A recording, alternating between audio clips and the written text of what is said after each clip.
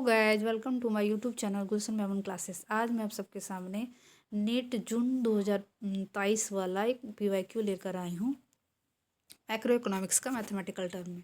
ठीक है, क्वेश्चन क्या दे रखा देखिए, the utility function of a consumer is given by. कहता है कि एक कंज्यूमर का यूटिलिटी फंक्शन दे रखा है u is equal to F Q1 Q2 is equal to Q1 into Q2।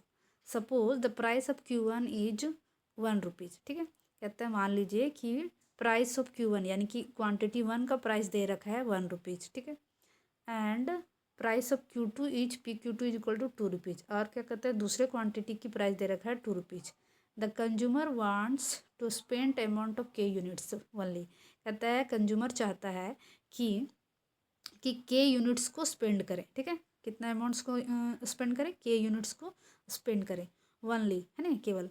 तो what will be his demand for Q1 and Q2। तो Q1 और Q2 के लिए उसकी डिमांड क्या होगी। ठीक है, Q1 और Q2 के लिए उसकी डिमांड क्या होगी ये पूछ रहा है। चलिए क्या क्या दे रखा है उसको लिख लेते हैं। U यानी कि यूटिलिटी फंक्शन दे रखा है मेरा कितना Q1 इंटू Q2। ठीक है, प्राइस ऑफ Q1 है ना, प्राइस ऑफ Q1 दे रखा है 1 रुपीज़। ये था ना, देखिए कुछ एक बार दिखाती हूँ। देखिए यूटिलिटी फंक्शन दे रखा है Q1 इंटू Q2, है ना, और प्राइस ऑफ Q1 यानी कि प्राइस ऑफ Q1 का प्राइस दे रखा है 1 rupees and price of Q2 दे रखा है 2 रुपीज़। तो लिख देते हैं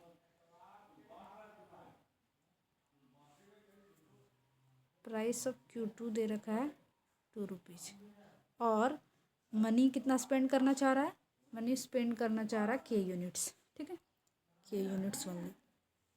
तो चलिए अब हम लोग इसको बताते हैं।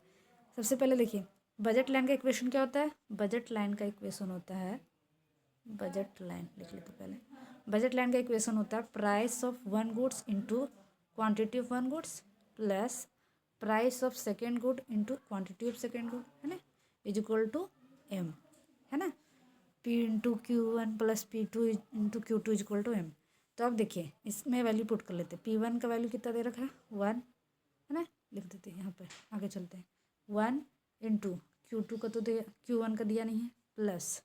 अब देखिए P2 कितना दे रखा था, प्राइस ऑफ क्वांटिटी 2 कितना दे रखा है 2 रुपीज़, है ना, in Q2 is equal to M का वैल्यू दे रखा है K यूनिट्स। देखिए क्वेश्चन दिखाते हैं, देखिए यहाँ पे जो लिखे हैं प्राइस ऑफ Q1 कितना दे रखा है 1 रुपीज़, प्राइस ऑफ Q2 कितना दे रखा है 2 रुपीज़। ठीक है ना, और एम कितना दे रखा है K यूनिट्स। तो यहाँ पे लिख दिए प्राइस ऑफ वन गुड का वैल्यू दे रखा था 1 rupees, Q1 plus 2 Q2 is equal to M. ये रहा आपका बजट लाइन का इक्वेशन निकल के मेरा। ठीक है, इसको ऐसे लिख सकते हैं Q1 plus 2 Q2 is equal to K। ठीक है, ये रहा मेरा बजट लाइन का इक्वेशन निकल गया। अब देखिए आगे क्या करना है। अब देखिए कंज्यूमर कहाँ पे इक्विलिब्रियम, कंज्यूमर का इक्विलिब्रियम कहाँ होगा, जहाँ पे slope of indifference curve is equal to slope of budget line हो, है ना, स्लोप ऑफ बजट लाइन हो, बजट लाइन। ठीक है, ऐसे लिख देते हैं। यहाँ पे इक्विलिब्रियम होता है जहाँ पे स्लोप ऑफ IC यानी कि indifference curve is equal to slope of budget line हो। तो चलिए स्लोप IC का स्लोप क्या होता है MRS यानी marginal rate of substitution MRS, और बजट लाइन का स्लोप क्या होता है price of 1 divided by price of 2। ठीक है, P1 बाय P2। अब देखिए MRS को कैसे डिनोट कर सकते हैं, MU1 डिवाइडेड बाय MU2 कर सकते हैं इसको, है ना, is equal to P1 bye P2।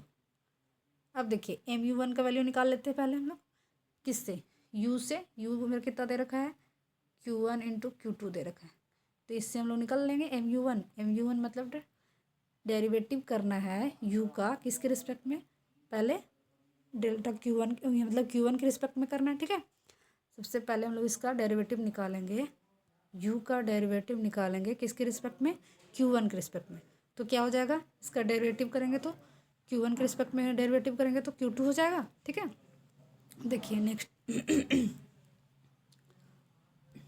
आगे देखिए अब हम लोग M2 निकाल लेते हैं, MU2 निकाल लेते हैं ना। MU2 मतलब delta U divided by delta Q2, है ना, Q2 के रिस्पेक्ट में भी इसका हम लोग डेरिवेटिव करेंगे तो कितना निकलेगा, Q2 के रिस्पेक्ट में डेरिवेटिव निकालेंगे तो क्या होगा, जल्दी बोलिए, Q1 होगा। ठीक है, तो लिख देते हैं यहाँ पे Q1। ठीक है, आगे देखिए अब क्या करना है। अब हम लोगों को इसमें वैल्यू पुट कर देंगे, है ना। mu1 और mu2 का वैल्यू निकल गया तो यहाँ पे, ठीक है। चलिए लिखते हैं, आगे लिख लेते हैं, है ना। इसको फिर से एक बार यहाँ पे लिख देते हैं, mu1 divided by mu2 is equal to p1 divided by p2।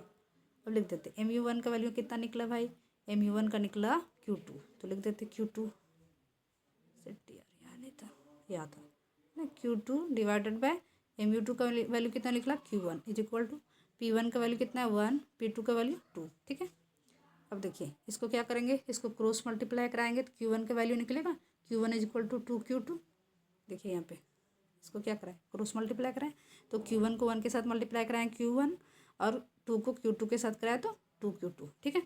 ये निकल गया मेरा q1 का वैल्यू। अब इस q1 को कहाँ पे पुट करेंगे, बजट लाइन के इक्वेशन वाला में, है ना। बजट लाइन का इक्वेशन क्या आया था मेरा, q1 plus 2q2 is equal to k। तो इसमें हम लोग पुट करते हैं, q1 का वैल्यू मेरा कितना निकल गया 2q2, लिख देते हैं इसको 2q2 plus 2q2 is equal to k, ठीक है। अब क्या हो गया मेरा 4q2 is equal to k। यहाँ से मेरा q2 का वैल्यू निकल गया, ठीक है। यहाँ से देखिए q2 का वैल्यू मेरा कितना निकला k/4, ठीक है। ये निकला मेरा q2 का वैल्यू। अब उसी तरह से हम लोग q1 का वैल्यू निकाल देंगे। q1 का वैल्यू कैसे निकलेगा, q1 का वैल्यू निकला था 2q2, तो यहीं पे पुट कर देते। बजट लाइन के क्वेश्चन में भी डाल सकते हैं लेकिन यहाँ से भी निकल जा रहा है। तो q2 का वैल्यू कितना निकल गया मेरा k/4, लिख देते हैं k/4, ठीक है।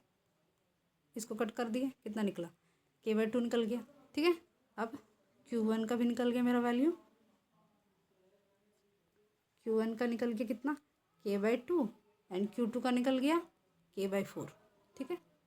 तो ये रहा मेरा आंसर, ठीक है। अब चलिए ऑप्शन की तरफ। ऑप्शन में देखिए कहाँ पे है q1 और q2 का वैल्यू, q1 का है k/2 नहीं होगा, है ना।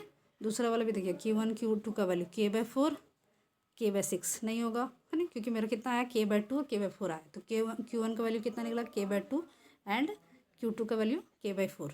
तो ये रहा मेरा आंसर थर्ड वाला। Thank you guys.